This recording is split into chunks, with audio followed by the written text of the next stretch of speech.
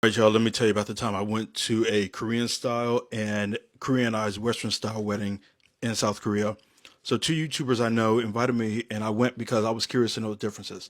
The first wedding I went to was a Western style wedding, but with a Korean twist. So, this one took place at a wedding hall. You see, weddings are a very big business in South Korea. Not many people know that. See, when you get married at a wedding hall, the services treat it as if it is being operated similar to an assembly line.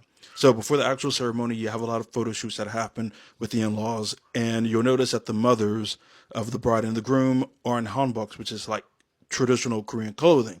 And then, of course, they all take their pictures together. So while the singers are in the back getting their people ready, the guests arrive, they sign the guest book, they hand over money in an envelope, and then they get a meal ticket for the buffet afterwards.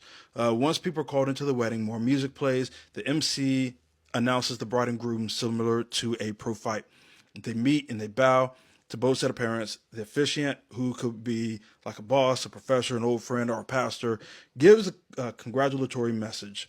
Right. And then after all that happens, the bride and groom then exchange vows. They announce husband and wife, kiss, do the photo shoot, and then we all go out to eat. Something like this can take anywhere from 20 to 30 minutes, and that's pretty much all there is with this. Now let's get to the traditional Korean wedding. This wedding was held at a hall in Lotte World, and I remember it being hot in that place. Now, outside of all that, it was very traditional. See, the bride was in a very colorful hanbok, while the groom wore what was called a gwanbok, which is a royal robe. See, my behind ran on CPT, so I missed the opening photo shoots, but I did catch the ceremony just in time. From what I recall, the ceremony went like this.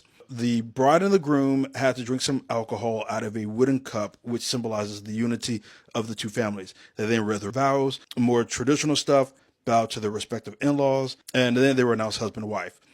The husband walks out, and the bride was carried out of the hall in a wooden palanquin, right? Where you had a whole bunch of men carrying her out into this thing.